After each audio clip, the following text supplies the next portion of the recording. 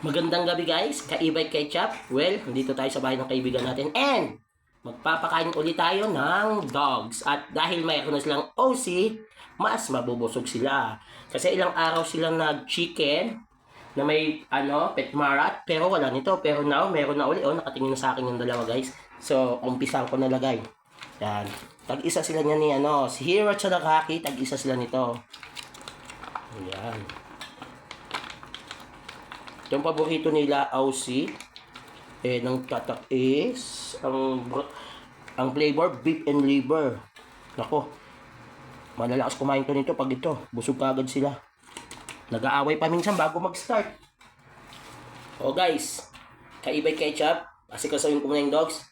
Sa mga ka-vlogger, ka-content creator, sa mga engager, sa followers ko, thank you very much sa panonood and shoutout sa inyo. God bless sa ating lahat.